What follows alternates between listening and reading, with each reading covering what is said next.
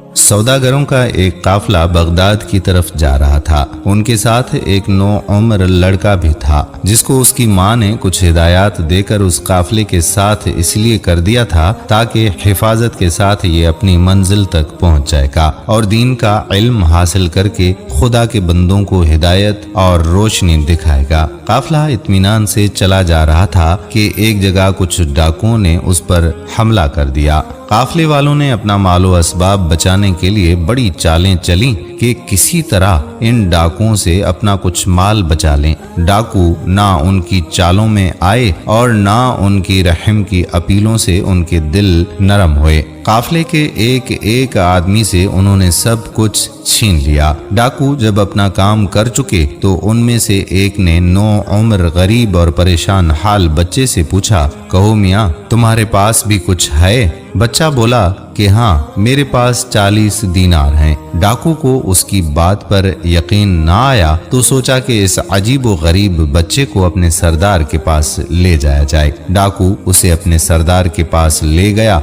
और सरदार से बोला कि सरदार जी, इस बच्चे को तो देखें, कहता है कि मेरे पास 40 दीनार हैं। सरदार ने बच्चे की जानिब देखकर कहा, साहिबजादे, तुम्हारे पास क्या वाकई 40 दीनार हैं? बच्चा बोला, जी हाँ, मेरे पास 40 दीनार हैं। सरदार ने मजीद पूछा कि अब ये बताओ कि दीनार रखे कहाँ हैं? बच्चे ने जवाब दिया, जी, मेरी कमर से एक थैली बंधी हुई है, उसमें है। सरदार ने लड़के की कमर से थैली खोली, दीनार गिने तो वाकई 40 दीनार थे।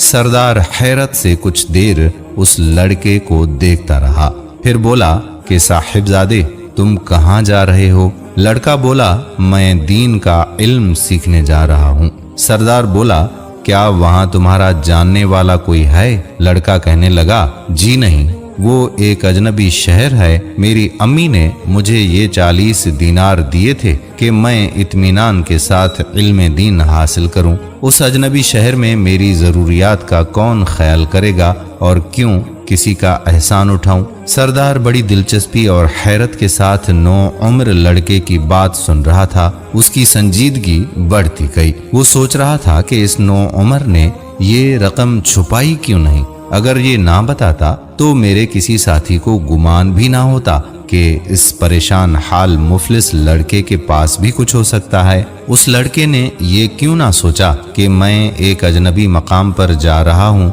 मेरे मुस्तकबिल और तालीम का दारो मदार इसी रकम पर है। आखिर उसने ये रकम छुपाई क्यों नहीं?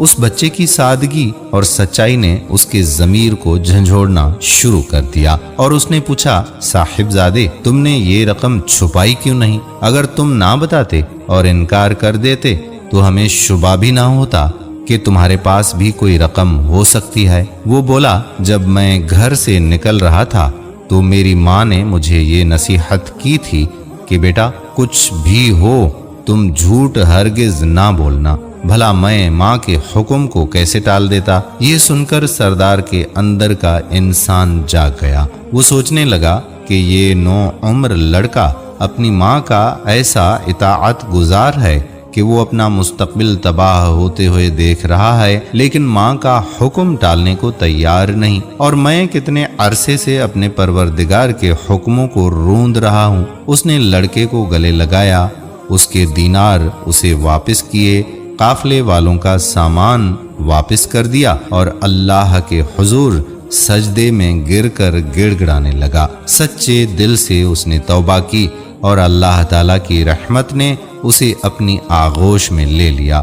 ये डाकू फिर अपने वक्त का एक जबरदस्त वली बना और अल्लाह के बंदों को लूटने वाला, अल्लाह के बंदों को दीन की दौलत तकसीम करने वाला बन गया।